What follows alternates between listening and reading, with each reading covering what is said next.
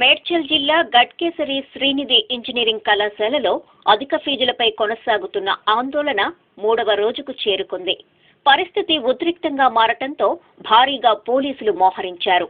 విద్యార్థి సంఘాల నేతల్ని, కొంతమంది విద్యార్థుల్ని పోలీసులు అదుపులోకి తీసుకున్నారు.